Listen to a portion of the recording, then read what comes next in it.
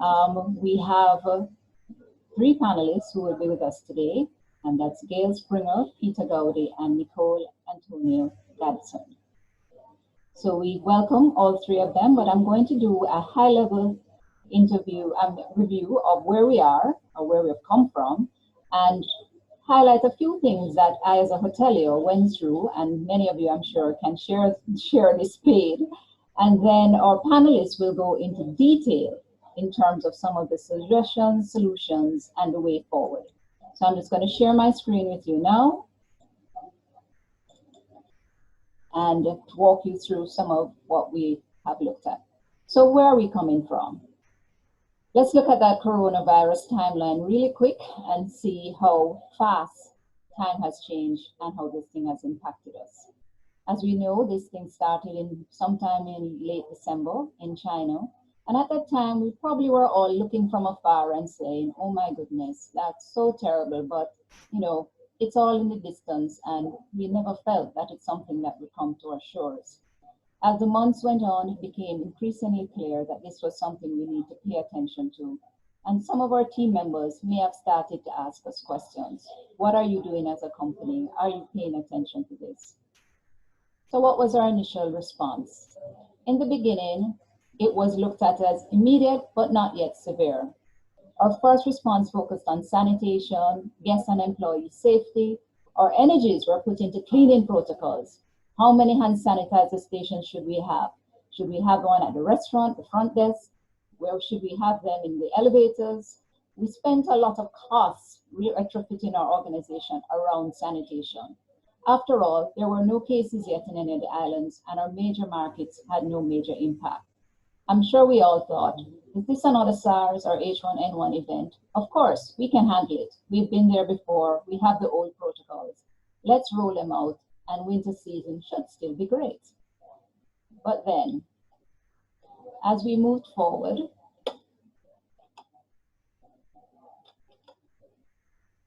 my slide will advance.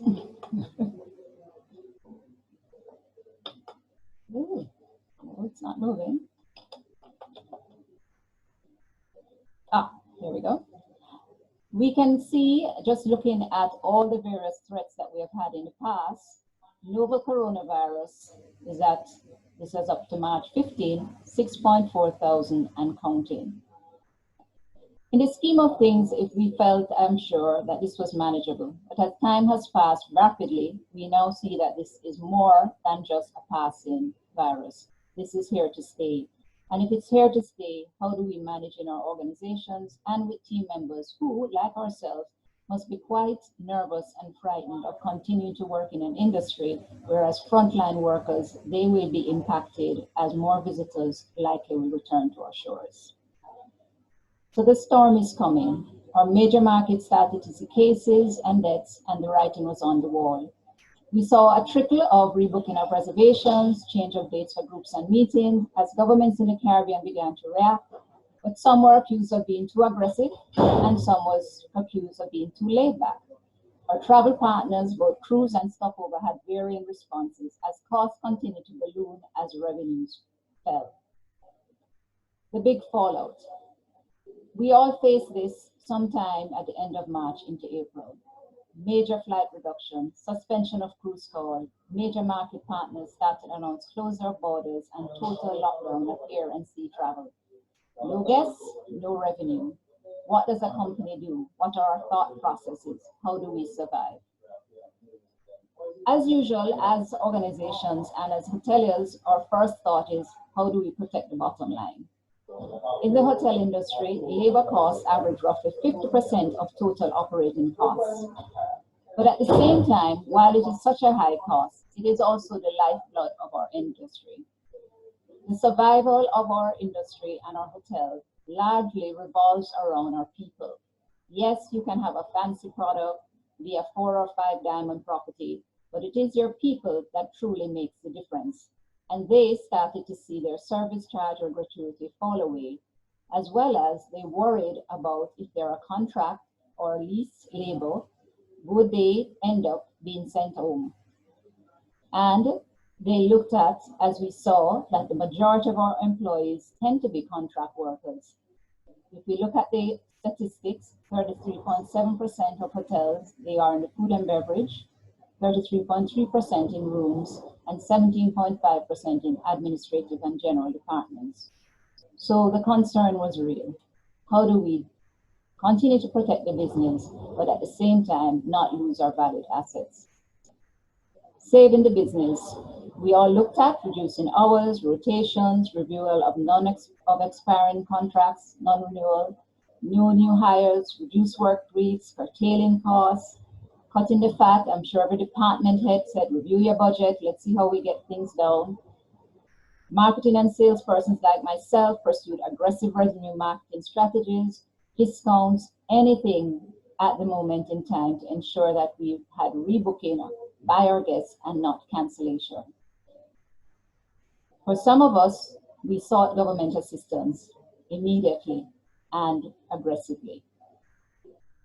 We also looked at temporary closing down unpopulated areas of the hotel, reviewing investment plans, identifying opportunities for increased energy efficiency, as well as public relations and team fairs. We asked our suppliers for breaks, discounts, deferrals, and asked our financial institutions for help. These were many things that were employed, but at the same time, the thought was, how do we save our people? Our guests had expectations of us. They, many of us I'm sure, had several posts on Facebook, Instagram, Twitter, asking the question, what about the employees? What about the employees? Are they going to be okay? Some hotels in Jamaica and across the region started charity drives for their staff to ensure that they were able to help them. Some chose to lay off and to still give them 20 to 50% of their basic salary, give them access to health cards, free training, and lobbied governments for grants and unemployment support. We chose to look to see how we could maintain morale and create remote working environments to retrench, retain, and retrain. Some of these guidelines were shared among hoteliers and best practices were shared with the industry wide. As I stated, saving the people also includes saving your own organization as they're an integral part of your story. This is some of what we did at our property, the Courtleigh Hotel and Suites. We used it as an opportunity to let our staff not only look about themselves, but to look about their communities. And we did a spread of smile, food and toiletry drive for the homeless. We also utilized our team members to send messages of hope to our guests. Because as I said, a lot of the requests online focused around what is happening to various members of the team. Are they okay? And we felt it was important to share what was happening and also for them to share messages with our guests. This helped to reduce some of the anxiety and to build morale. Coronavirus, according to the WTCC, will potentially leave 50 million jobs at risk globally, representing a reduction in jobs of 12 to 14%. International travel could be adversely impacted up to 25% this year, equivalent of a loss of 3 months of travel. In the Caribbean, tourism represents 13.5% of total employment, meaning 2.4 million jobs in the travel and tourism sector are at risk. How do we navigate and in this new environment? The trillion-dollar question, not the billion-dollar question, but the trillion-dollar question is, where are we now and what will the future hold? How do we ensure we keep and have the right team?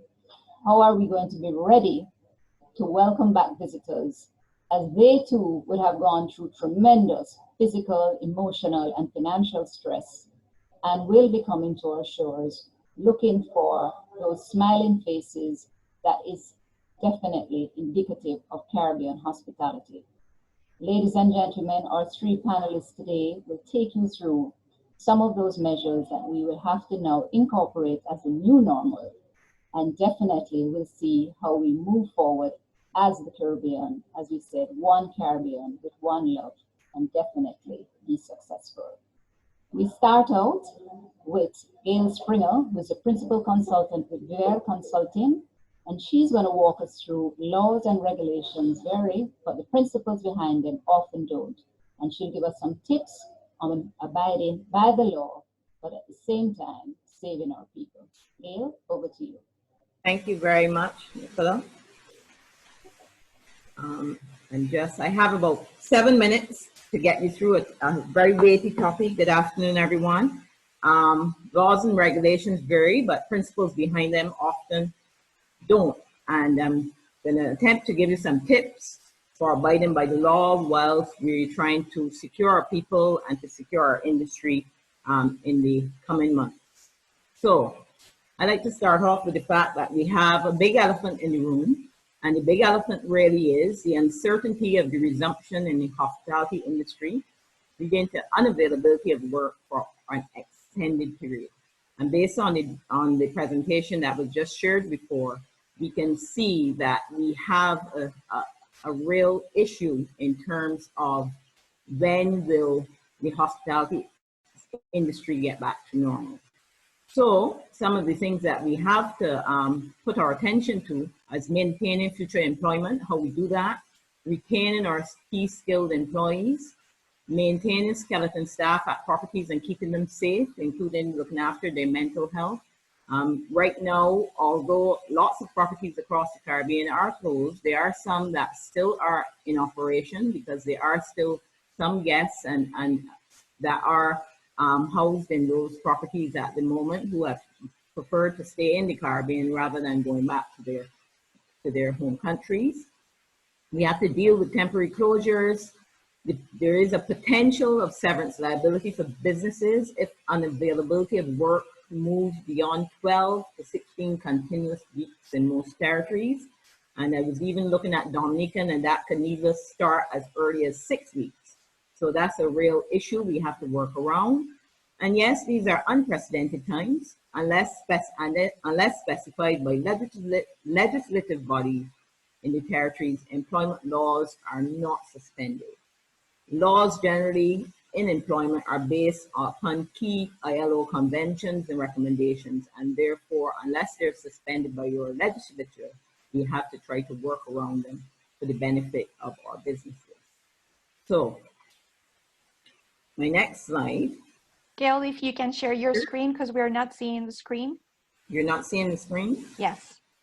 Okay, I am, right, I did do that. I did share. Okay, great, there we are. Do you have that now? Are you getting it? Yes, we do. We just need the actual presentation. Yep, there we go. Do you have it now? There we go. Okay, so, sorry for that. Good. So, next slide. So, mitigation strategies for hospitality employers. All employment considerations should be reasonable and practical. That's the basic tenets of employment law. Balance protecting the financial viability of the firm with protecting our employees and making sure that we minimize any hardship, therefore allowing our employees to recover.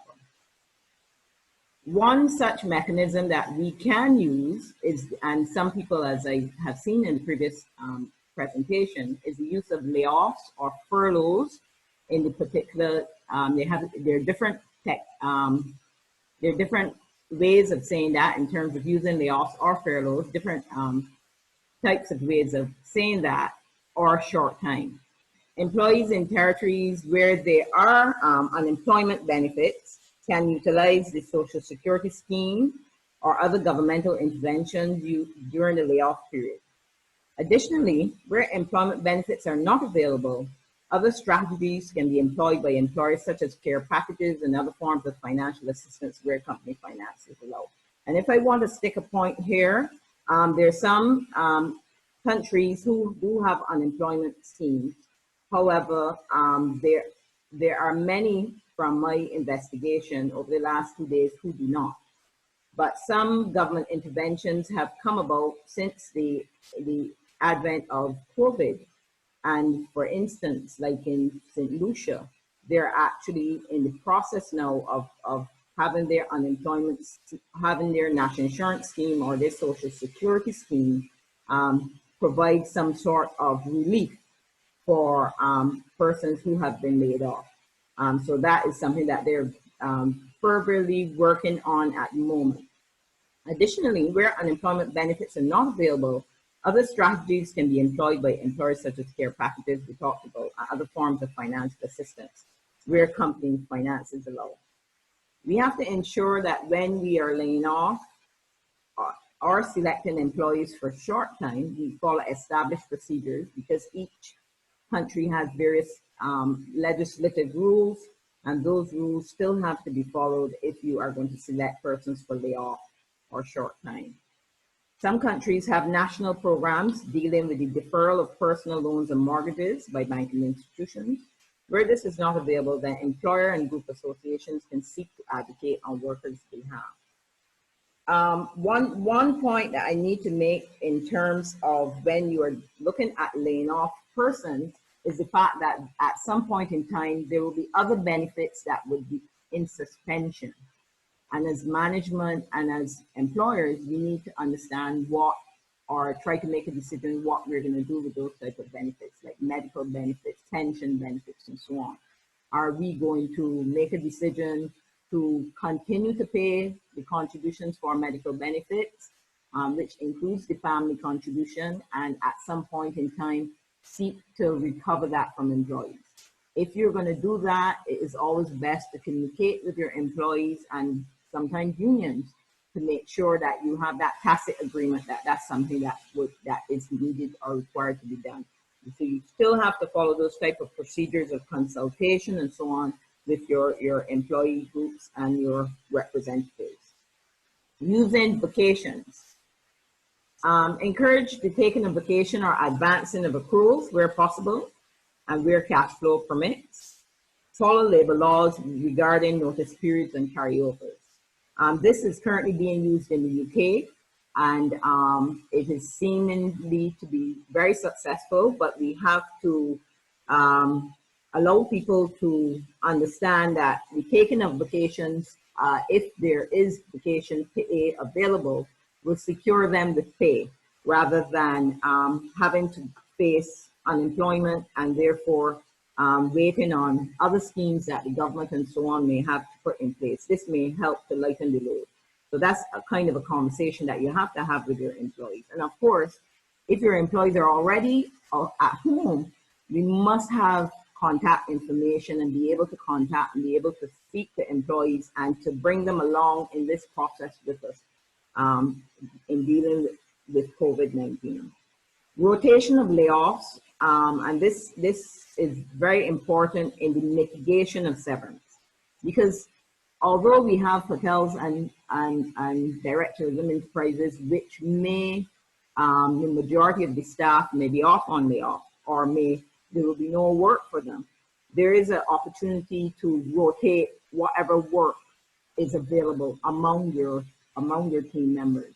It's a kind of a job sharing, and it benefits both ways, where everybody gets an opportunity to get paid work, as well as employers then get an ability to mitigate the severance liability and not have people away from work for 12 and 14 weeks and so on. Use of training, very important. We have to use the technology to also work with, to be able to allow persons to have some opportunity to get paid, however small that may be, or however few opportunities that presents. But there are some suggestions here which we can use to go about that training, dealing with hurricane preparedness, destination knowledge, product knowledge, foreign language. Those are just some suggestions. Very important as well, my next point is that any consideration that will alter employment terms will require agreement. And I want to stick a point on that because, say for instance, we were looking to get people to make a reduction in salary, or say some companies may want to ask employees to volunteer to give 10% of their salary, for instance, or 15% of their salary, in order for everyone to continue to be employed. you have to get the agreement of the employees. So that is a reminder. Anytime you're going to vary their conditions of employment, you still have to get agreement of the workers and their representatives. Remember, labor laws are not suspended, and you follow the country's legal provisions dealing with certain other situations like contracts expiring during the period of closure, maternity and sickness provisions. You still have to follow those, and if you're having a paid sickness benefit, you still have to continue doing that if you have people on sickness, especially if you have people on sickness as a result of the COVID pandemic. Seek advice, very important. And your employers federation, your hotel association, employees are looking to leadership to help them rally through. And you need to keep the channels open. And the reason for making sure that you seek advice is that employers need to have a consistent message across the employment diaspora, so that we don't get employees pitting employers against one another as to what different things are being done. I'm doing this at this hotel, this body's doing that at this hotel. You need to have a consistent approach as to how we deal with the pandemic. So your employers federations and your hotel associations would assist you in doing that. I just want to spend very briefly about safety for employees working during the COVID-19 pandemic. These are as well, this is already governed by ILO principles in providing decent and safe work. There's a legal obligation to provide safe and healthy working environment during and after the pandemic. Employers must do what they reasonably can to support employees' health and safety and well-being. Employees have a responsibility for protecting their own health and others. This includes recognizing those who are high risk or who fear in the working environment and making reasonable accommodations. You will hear me talk about reasonableness. Reasonableness is something that we deal with in employment law all the time. It's about being reasonable. And those type of reasonable accommodations will be things like extending leave options for them, unpaid leave, whatever that you can afford to do for if those employees have been identified to return to work. You need to create a list of volunteers who will perform critical functions, and this must also involve special and incentive payments. Especially if you're looking to return to work pretty soon, and you might not have all your employees up and running, you might want to look at your list of volunteers. It's something that we use in our hurricane processes and procedures, and that's a plan that we should dust off, and we should look at it to see what we can use from that hurricane preparedness plan, because some of those things relating to volunteers, etc., can also be applicable here. We have to make sure that people have the correct provision of protective gear if they're back to work, and that they're enforcing the use of it, and of course enforce the hand washing, respiratory hygiene, and other social distancing protocols at the workplace. We have to be robust in our use of the protocols for cleaning by the WHO and CARPA, and I think CARPA has put out a schedule as to how to clean rooms that may have been contacted or by infected persons. So they have all the protocols there, and those are the things that we need to train employees on to make sure we're up and running. Providing access to employee assistance programs. The impact of the pandemic is already stressful, so we have to allow reasonable working hours and avoid overwork of the essential employees or volunteers. Also on safe work for employees working during the pandemic, we have to establish and train and involve employees on the business continuity plan. We have to train employees to observe the surroundings and report concerns regarding employees and guests who may be showing signs of being ill, so that the appropriate protocols can be followed. We have to ensure that employees' contact numbers and emergency contact details are up to date, keep employees updated on the actions being taken in the workplace, and share the latest government advice. And these are the questions, and the pink side of the slide are questions which you should use to develop your own in-house policy on how to deal with employees and their working environment. What happens when an employee gets sick? What happens when an employee is not sick but looking after a family member or or is under house quarantine with a sick family member? What if employees are afraid to come to work? What to do if an employee presenting symptoms enters your property? What should I do if I encounter a sick guest? Protection of employees, guests, and data. Employees, guests, and employees and guest data is very important, as well as protecting employees from discrimination. These are just some of the things that we have to consider when we're working or are looking to create our own policies on safe work. So that's what I have put together to give us some tips on how to go forward in dealing with the legal aspects of the pandemic, and I'll be open to questions after. Thanks.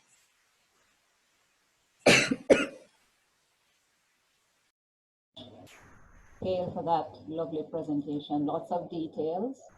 And we now will move into our next presenter. We're not going to spend any time in between, so over to you, Peter.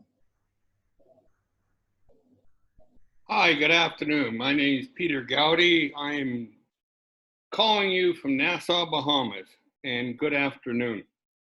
I'm going to speak on adaptation is key. How nimble can you be, and what's your game plan? So this is the topics we have is schedule modification and flexibility, managing your team remotely, managing social distance at work, sick leave policies, practices, granting and backfilling, employee health and wellness dealing with COVID-19, communication strategy with your team, workplace safety, austerity mitigation measures outside of layoffs, and Bahamas examples.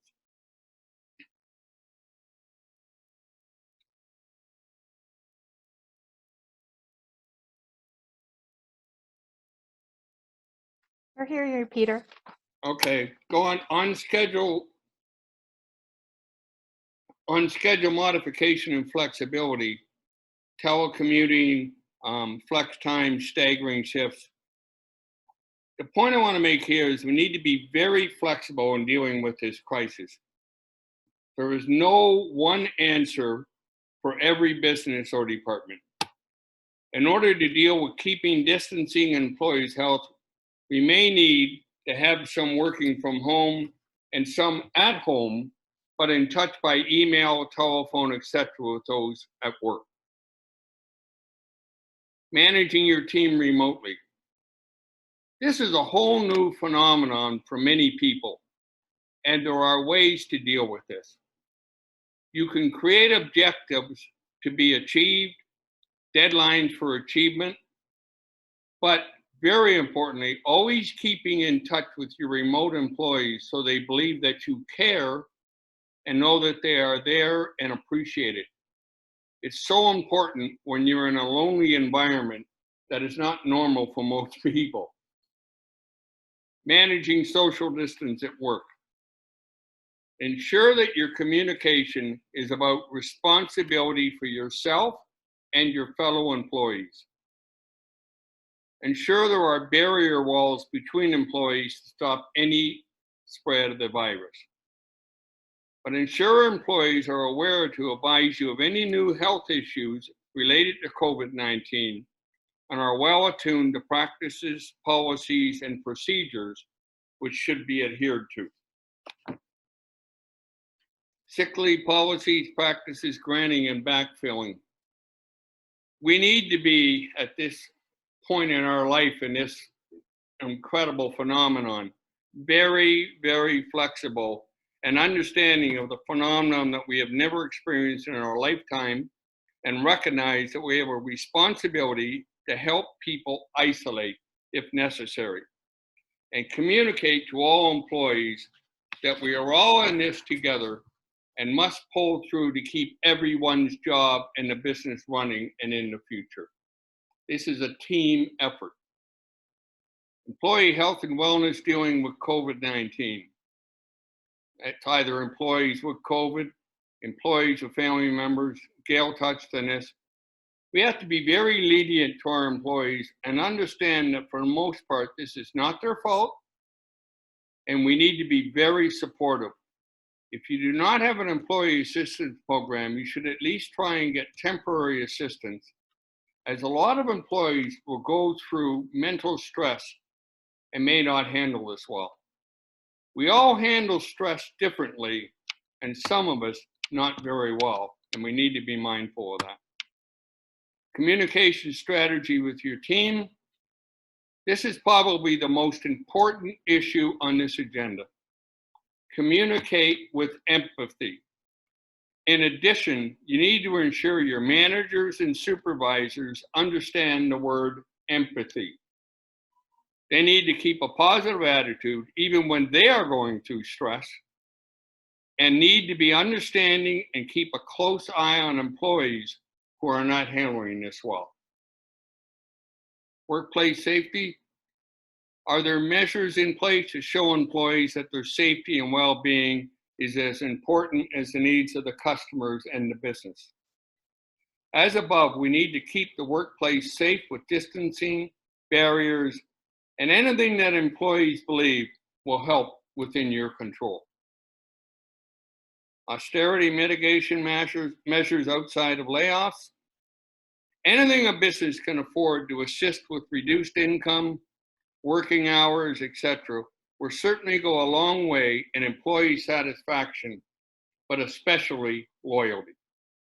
There is also the issue of paying people to take vacation time earned now to increase income for them, but also you need to bear in mind that this will also be removing too much vacation time from the future schedule, because we don't know how long this is going to last. And the last one I had is Bahamas examples. 2 examples of what we are doing in the Bahamas. As you all may well know, we got really ripped by Hurricane Dorian. And boy, did we get ripped. The government, after Hurricane Dorian, extended the unemployment benefit from 13 weeks to 26 weeks for those in the heavily affected areas, which was Abaco and Grand Bahama. This is now under serious consideration for this pandemic. In addition, the unions and hotels had set up a health and welfare fund many years ago to prepare for the proposed national health insurance plan, which has never materialized. So they are using some of those funds, which are fairly substantial, to assist everyone in the bargaining unit during this time.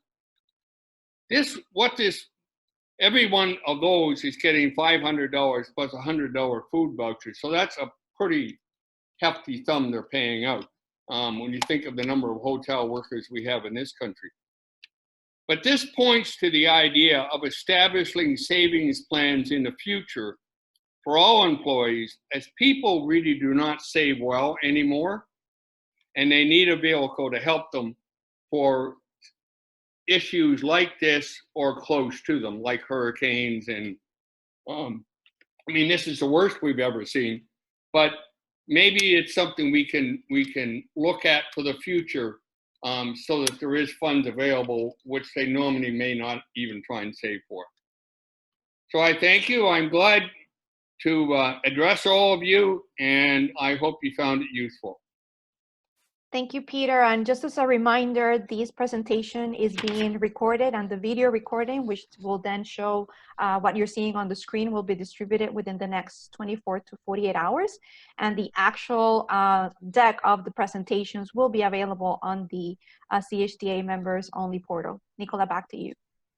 Thank you very much for that update, Vanessa. And as Peter has pointed out, we have to continue to see ways in which we can mitigate the serious harshness that is facing staff.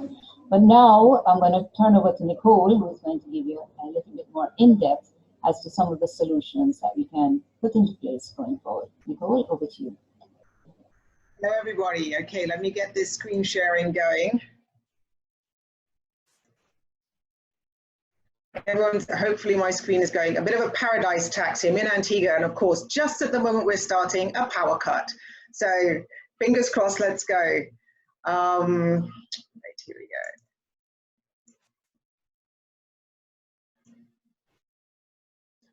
We've heard from our the other panelists, and we're all experiencing it. It's new reality.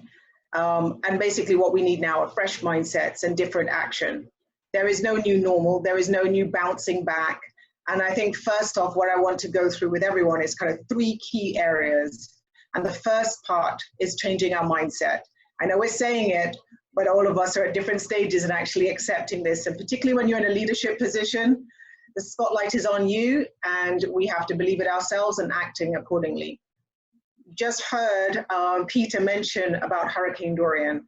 And myself, you know, and our region has had some crazy Cat 5s and some serious storms in the last few years. Myself, I went into Necker, Moskito Island. My brief was to go in after Hurricane Irma with the brief to reopen, set up the HR function, and to develop that with the team. Who would have thought that had hurricane in mind, but pandemic, that just didn't even come into play. So these are things that had already started, a change had already started for us. You know, we had our different guests and different homeowner tastes and expectations. Our employee expectations have started to change as well. Things like people wanted to feel not just a JOB and drawing a check with a service charge, but that sense of a bit more of a belonging. In bold, these are a couple of things that I want us to really focus on, because there is no business as usual. And if we want to bounce back, we're going to have to bounce back differently. In addition to that, unless the robots are taking over, it is going to be people that will be the driver of our hospitality industry, of getting us back on the map. It is our guests, of course, and okay, with all respect, finance, yeah, we know it's the money, but it is down to the people to actually deliver. So your employer brand, if you want to differentiate yourself in the market and, you know, and to be able to attract top talent when we bounce back, because this too shall pass, it is about making sure that you invest as much in your employer brand as you and your marketing teams are investing into your product and your service brand. Gail, Rio mentioned, it is all about the laws, and those laws are important. It's what protects our employees and is what protects us as a business. But I'm going to say this, we need to break rules, not the laws, but we need to start breaking some rules, because this is a new reality. Old HR rules do not apply, and it will not get us through this new normal. As HR, I'm a fan of best practice, but in the last couple of years, I've realized best practice is not what's not going to cut it, because we can't just lift what we've done before or what we've done in other properties and drop it in and it will apply. It won't do that. So now it says we're doing today is sharing good practice, and from that we'll steal from each other and adapt, and then use that to create a shared practice that's going to get us through this. So unprecedented times, and calls for keeping the human in front of everything we do, and it calls for creative HR. So what I want us to do is just to, I'm conscious of that time, and I want, you know, there's questions, I'm sure. So I want us to just come away with some really key, practical, actionable steps that you can take away, and some ideas that you can take away immediately and share back with us. So you ready to break some rules? Let's do this. So lead like a boss out of this crisis. So as you've heard from Gail, and as you've heard from Nicola, and you've heard from Peter, there are certain things, this timeline is universal for all of us. This 3-month thing seems to be kind of, yeah, a 3-month thing. It's either 3 months in our layoff to redundancy, 3 months typically when the coronavirus gets into your country, and then kind of takes it, if we all behave ourselves and follow the rules, it kind of, you know, with the peak and out, it's a kind of a 3-month thing. So as leaders, what should you be doing now? You're already in it, and it's just to amplify and for you to focus on what you're doing great and throw in some other ideas as well. So right now, your focus is that 60% of your time, you're in the thick of it, we are in the thick of it in the Caribbean, is executing your plans that you've started, that you've heard from our panel members, that you're already doing yourself over the next 3 months. So with finance, and as a leader, there's a few things with that. You've got to be even more old school hotelier, be visible and be present. And that means some of the ideas that you've heard from the others about if you can't be physically present, but socially present, with using social media in various different ways, connecting with your team and being actually present. Not available at all times because we've got to protect ourselves, but certainly being present. Okay, finance, yes, you've done the cost savings and mitigations. I'm sure all of us have been through those budgets until we bled. Now, and risk mitigation. And we've also gone through with our employees the pay and hours reduction. And there's something that we call here, and Peter mentioned it, is about that we're all in this together. It is that shared sacrifice. But there will come a point where this may not even be enough. Employee assistance programs, whether you've got staff loans, layoffs, redundancies, you're going through all of this now. But as leaders, this is one thing I want to really drill down and give some very specific. I've seen the best do it post hurricanes, and I've seen also where others have not acquitted themselves so well as leaders, whether you're a boutique hotel owner, a hotelier, HR lead, GM. What your employees need to hear from you right now, putting that human in it.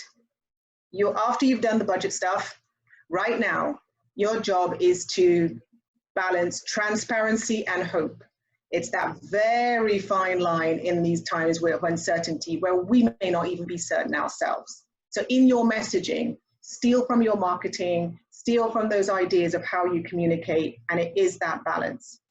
In our region, we do have within our own staff, right now, my power cut of the internet is, I'm praying right now, connectivity imbalances with regards to internet is an issue.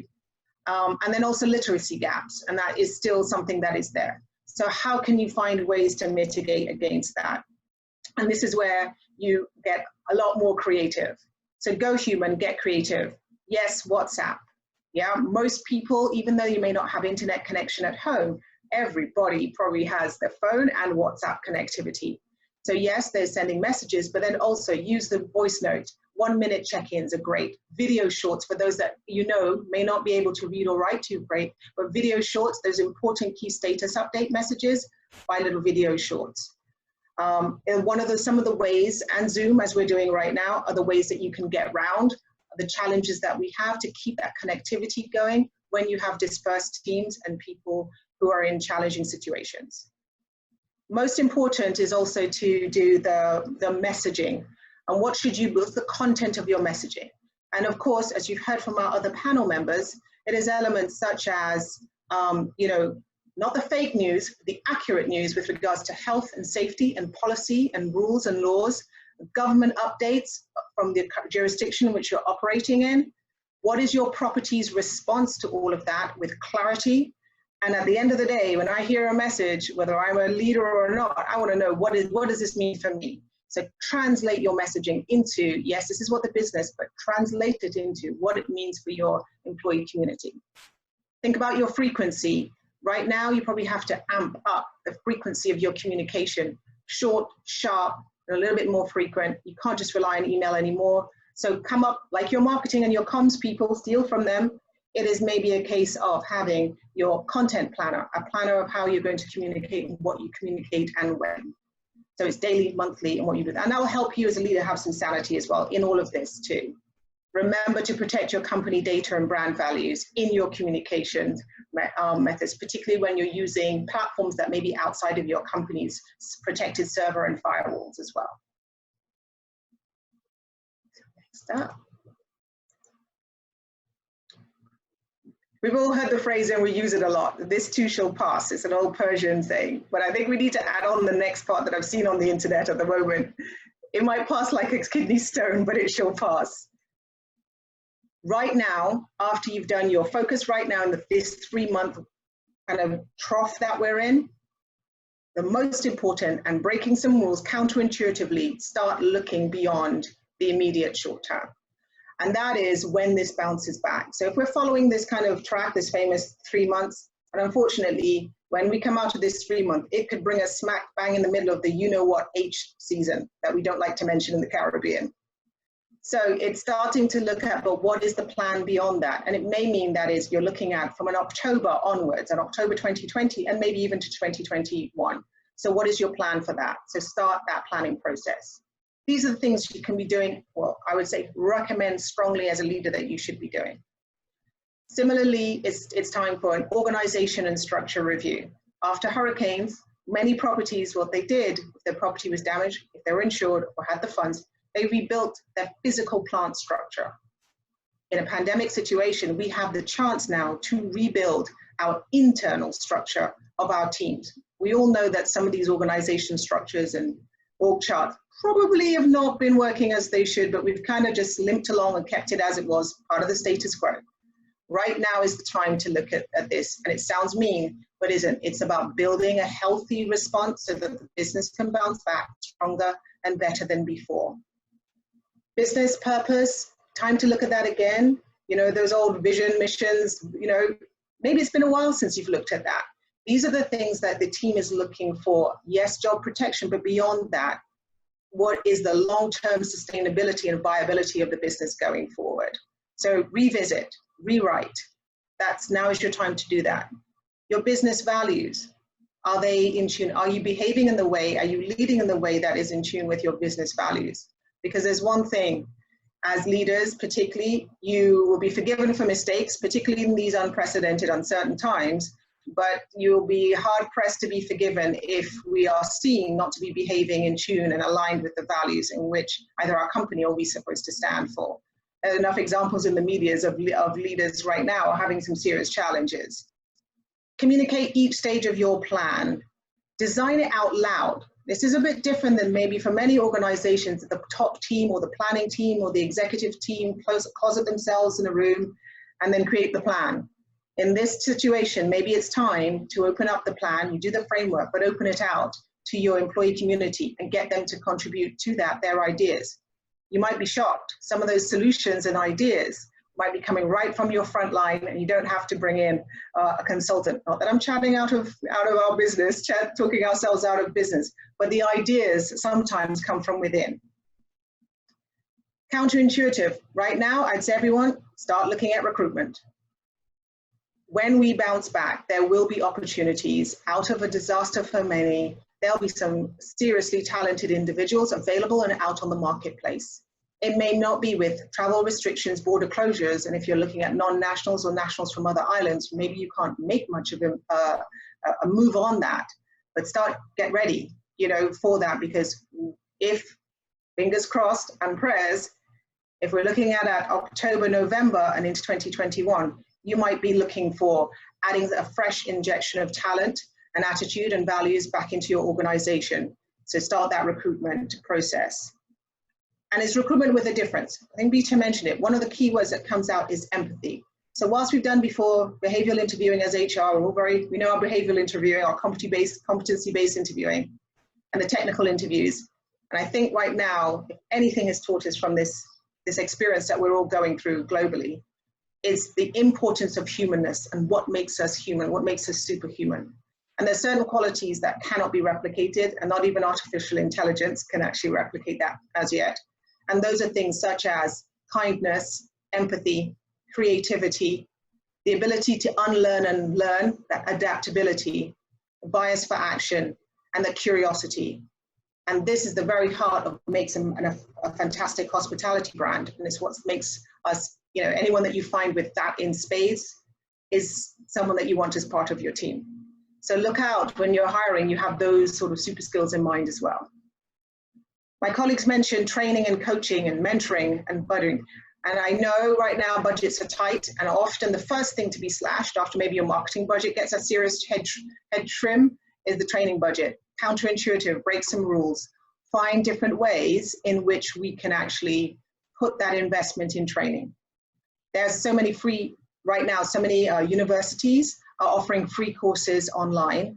Tap into those, and I'm sure even through our own hospitality training institutes or our own hotel association, CHTA, I even mentioned also CTO, anyone like that, there's the links to be able to point you into the right direction. eCornell, Lobster Inc. is another one. And after Hurricane Irma, we had in the BVI, had the pleasure of working with a pop-up hospitality school called Syra Hospitality. So these are fresh new ways that potentially you could tap in at a lower cost, but with high investment of time and energy into helping your property to bounce back.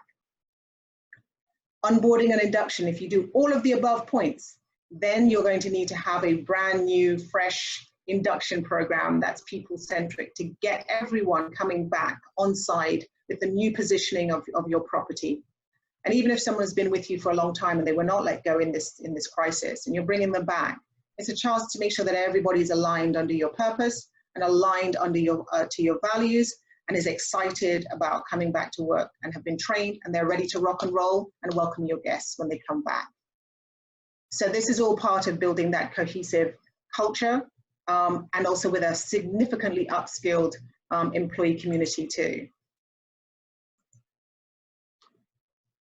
We've touched on this. This is seriously new territory. Remote working or working from home is no longer for creative types and tech people and the odd knowledge worker. This is, I'm working remotely right now in Antigua, and my team are based still in the BVI, each in their individual staff accommodation because we cannot go freely back on property. So this is very important. You spend so much time investing in building your company's culture and your company's kind of your organization cohesiveness.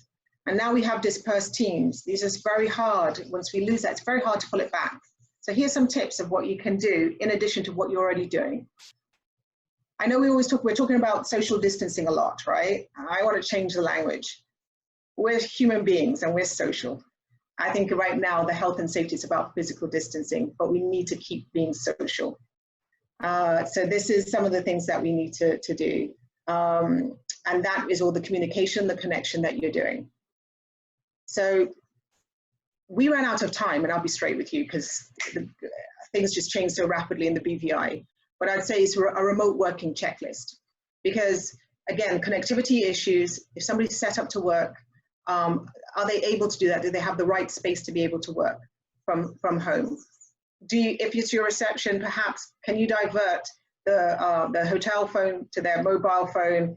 These are things to look as a kind of a checklist to go through that they're set up and able to work remotely.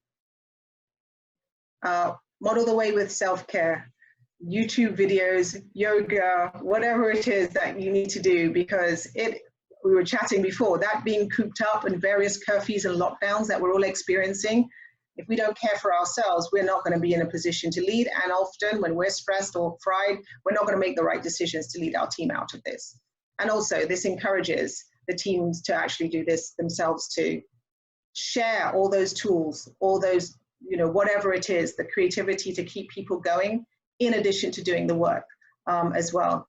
My team in the BVI created amazing kind of a guide and book, which was not only the company policy stuff, but it was also some tips about how to keep the kids occupied whilst you're trying to do some work. Some tools for some online schooling. So we broadened it out to the human being so that they're actually a little bit more kind of anxiety is common, so they can actually do the work from working from home. You may have different communities, your teams well, and whether you have a non-national group of individuals or individuals from other Caribbean islands, just tap into that. They may have different needs, and where you can with your if it's not you as a standalone property or as HR and your management team, what can you do to help them out? And then at the moment, I don't know, many of you, are you probably all cooking extra or know somebody who's gone into cooking craziness? Whatever it is that, ways that people are finding to take that edge off right now. So whether one of the things is sharing recipes or exercise or somebody's learning something new, whether it's a new language, those are things that to share. And also the good news, as you develop your plan to turn the business around, these are morale boosters as well. And that's it. Thank you very much, everybody. Thank you, Nicole. And we are very mindful of time. However, we have a few questions that have come up on the Q&A that we want to make sure that we addressed as many of them. So we're going to ask you if you can join us for at least 15 or 20 more minutes so that you can participate and hear all of these responses, as well as some tidbits that we also are going to be sharing with you at the end of the presentation. Severance liability has come up a few times on the Q&A, and Gail, you touched on it briefly, but if you can give a little bit more of an overview with regards to that and any of the other panelists. We got a question, can you suggest what strategy can be used to reduce the severance liability exposure? That is it legal to pay an employee to stay at home in the event a curfew still exists? So Gail, and if any of you, and we also, another question was, can severance liability be mitigated if your staff works short weeks, or is it only mitigated through full employment? Okay. Okay, so I'll take the first question. The answer to the question about legally to pay the employee to stay at home, the answer is yes. That is, I have that on the slide as part of the rotation between paying people at home and putting them on layoff if they are going to get something from the government. So that is an opportunity. You can do that, but obviously that's why I'm saying that your finance people need to do your risk analysis, because how long can you do that for? And you have to look at how long the layoff period will be that will trigger severance. So you have to do kind of like a cost benefit analysis of that to see how long you can pay them for and how long they can get layoff for with government assistance, to see if you could span the entire period to mitigate the severance. So that's a strategy you can use, certainly. And that's one we use here in Barbados regularly. Peter, Nicole, any of you have any further feedback? And just before you go, the other point was on short time. I am not sure for a lot of the other territories, but I would suggest that participant look at their employment code or their labor code to see what is the definition of short time and the definition of layoff. Because short time is a form of reduction of work. And therefore, if you have a reduction of work for an excessive period, you can run yourself into redundancy. So your labor code would have those specific things which you need to bear in mind if you're going to adopt the strategy of short time. And is another option as well to assign them on other tasks that they could be doing around the time? That's right. You can assign them. That's why you have to do the cost benefit analysis. What are the critical things that you have to do in the hotel? Is there maintenance? Are people willing to go? If you have a steward, is the steward willing to go and work in maintenance? Is he willing to go and do gardening? There are things in the hotel that need to be upkept. So therefore, you have to involve your employees to say, hey, look, this is how we're going to do it together. And I want you to be able to come and do, I'm not going to put you at risk. Your safety at risk, but there are other tasks that I can pay you for. Rather than paying you to be a steward in the kitchen, I can pay you to do gardening. I can pay you to clean the pool deck. I can, we're gonna pick down the whole of housekeeping and look at all of the towels and, there are tasks that can be done in a hotel that once you have the finances that you can actually do that type of thing. And your hoteliers are actually well placed to deal with something like this, because I don't want to go on too much longer. It's because the seasonality of our business allows you to pick down the hotel and to close for renovations and so on. So you're accustomed to finding other jobs for other people to do. So it's no different. Let's dust off those things, those policies that we have when we do closures, when we do renovations and so on. Training during renovations, and we do all those things already. There are things that we can jettison off that would stand to benefit us. So let's use them. Yeah, just a small point. I think people need to remember that when they're laid off, they're still an employee. That's right. They're still they haven't been severed. Right. It's a temporary disruption of work. That's all. Right. That's right. But you still are subject to the severance and redundancy clauses. So you have to pay attention to whatever the clauses in your country. In your jurisdiction. Yeah. That's the trigger. There's always a trigger. I think as well is to mindful of your law, because that's the last thing you want is end up with a potential lawsuit and you're already on tight finances as it is. But again, it's first off, it's the mitigation and of the kind of the liability on the bottom line, and it's vacation, and it's the use of vacation that can go some way to mitigating that potential when you come to redundancy calculations. And Gail's just mentioned it, but I think make it early as part of your strategy of kind of redeployment or diversification of kind of duties and responsibilities, and make that early in the communication with your team that this is part of, you know, firstly, prolonging the business, and also it's an investment in the employees, because the more multi-skilled employees going forward after this, we cannot, the days of having a job description that you do one task and one task only, and that's all you can do, that is risk. So mitigating the risk on your business is having employees who are able to do other jobs. And also, if the worst comes to worst, they cannot keep somebody, and you have to make them redundant. If they've gone through a program that they have, you know, worked in other areas, you're in a stronger position and more comfortable to make a recommendation that they can, and a referral that they may be able to work somewhere else.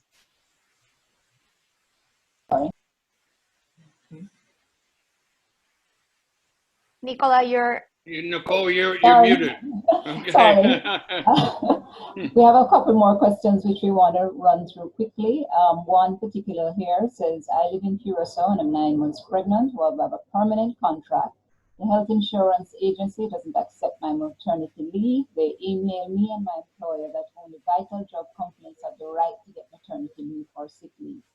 I even called the government and looked into this new corona rule, but I can't find it anywhere. I understand from your presentation that this should be a legal obligation. Could you please advise me on this? If anyone can. I find it almost impossible that they can refute a law that is on the country's books of maternity leave.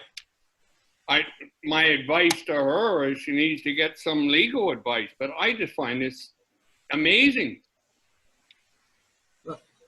That seems to be the health insurance provider, which is the insurance company. So maybe her employer, I don't know if she is in a group plan, but maybe her employer should really be speaking to that insurer, whoever they took that insurance policy out from, to see what can be done. Because I believe some of the insurance policies are going to say that they are not going to cover illnesses relating to maybe things relating to the pandemic, because it's not covered. This kind of force majeure thing is not covered by their policies. But certainly maternity is a benefit that is outside of this. So therefore they should be honoring that claim, because it will be a claim. I would assume it's nothing to do with her law, but it's a insurance claim for maternity she's looking to put in. So therefore, I would agree with Peter. She needs to get some advice on it, and also her employer should be speaking to that insurer. Okay, thank you very much, Gail and Peter. All right, Nicole, there's a question for you, and quick, for what does it mean to work on your employer brand? You're unmuted. There we go. Okay, I'm done. This whole this whole kind of remote kind of etiquette is like a whole thing. So work on your employer brand. Your employer brand is a mirror of your product and service brand. So in your employer brand, it's everything from your company values, and it's what you're known for. What are you known as a great employer? And what does that mean? Does that mean in terms of your benefits? Does it mean in terms of great training? And does it mean that how you treat your employees? This is the absolute test right now, whilst we're in a crisis. It's how you come out and how you've treated your employees. So all of these things that all of my fellow panelists have talked about and given advice on, and how you do it in your own unique style for your property. So for example, where I'm currently working, it has a unique brand from the icon himself. There's a certain style. So in a brand, the same way as your product and service, like the difference between a Mandarin Oriental and a luxury boutique hotel, you know there's a feel and a difference, as well as the certain features and styles. So in your employer brand, it's how you look after your employees, the benefits, the training, the style of leadership, the values, and those are the things that will make up your employer brand. And right now, the test of that is what we say and what we do in this time of crisis. It's not a marketing piece, it's how we actually behave, and that will tell us how true it is, your employer brand. So when it comes to recruiting after that, if you've come out with a great reputation, so you'll be far easier for you to attract the talent that you need and the individuals that you want to join your organization.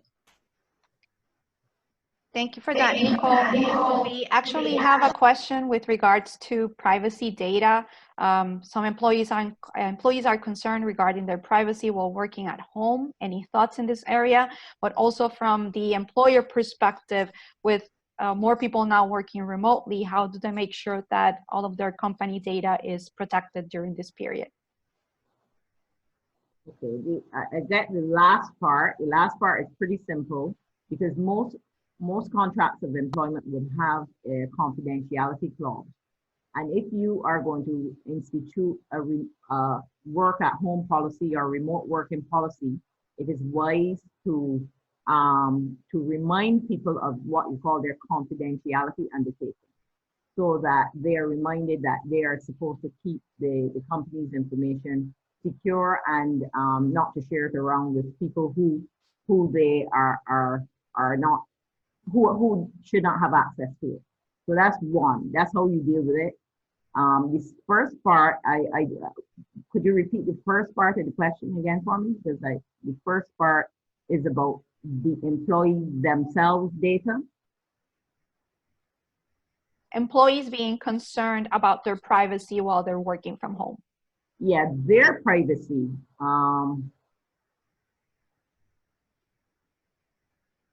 I believe that has been stumped because their privacy, they should be looking after their own privacy. If they're talking about their health information, that type of thing, the employer has to bound by confidentiality of all data, and that is secured in the laws of country about data and the confidentiality of data. So I'm not sure exactly what. I don't know if people want to help me with that one. Yeah, I was just about to jump in. Somehow I get the feeling it has to do. You have to make assumptions on these questions. Yeah. But it has to do with having a web connection to work and whether that's confidential.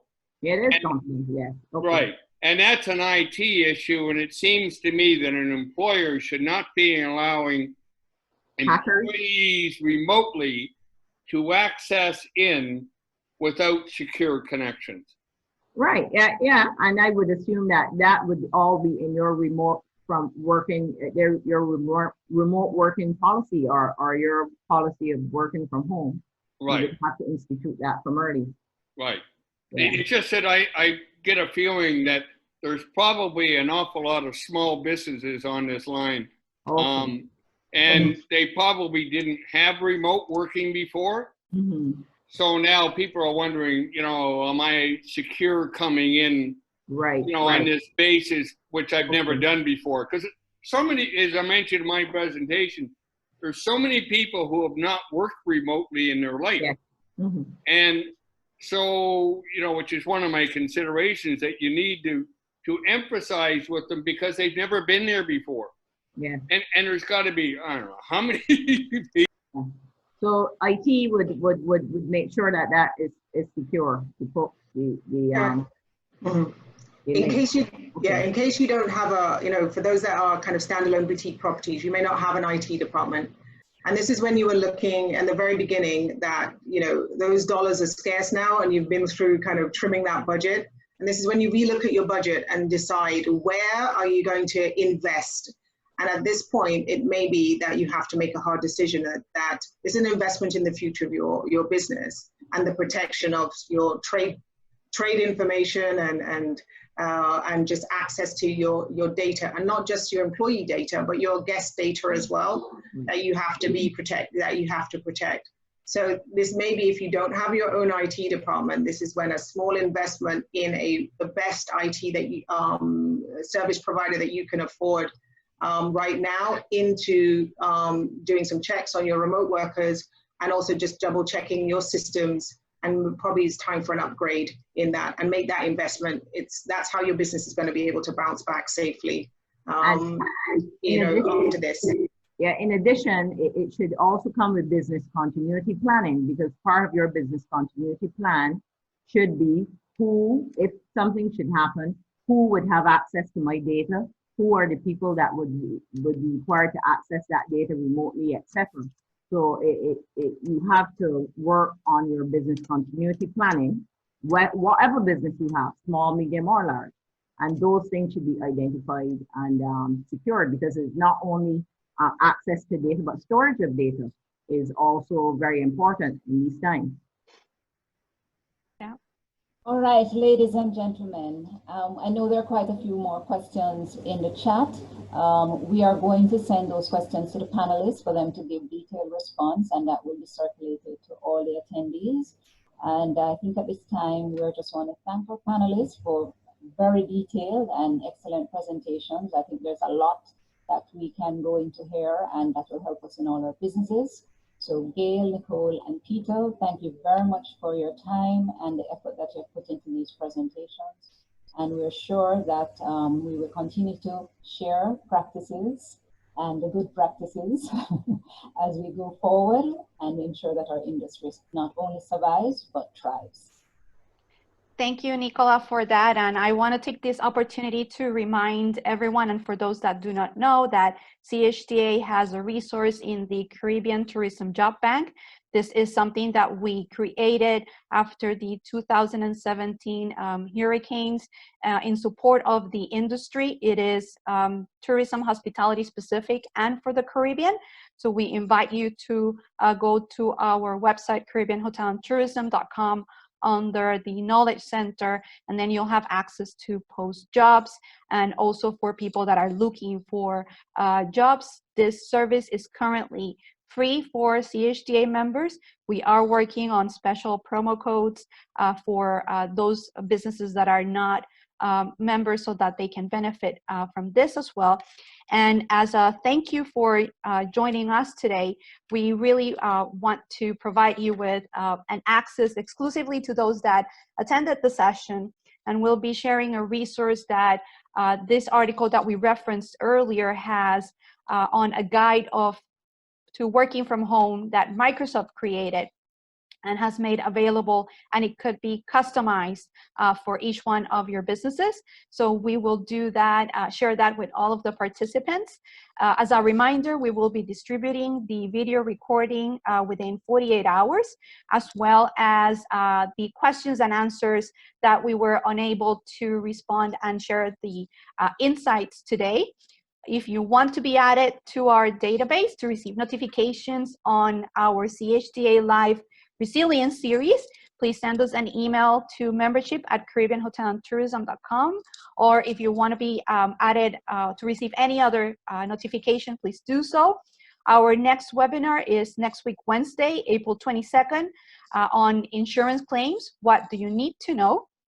We ask you also to join the discussion afterwards and throughout our Resilience series. Share your topics, other topics that you would like us to cover during this series using the hashtag CHTA Live in our various social platforms. And after the session, you will be asked to submit your feedback on a survey. We would appreciate if you can send us your comments so that we can work on any other improvements that we need to do for this session. Again, thank you to our panelists and for all of you for your patience and your time today. We thank you and have a wonderful day.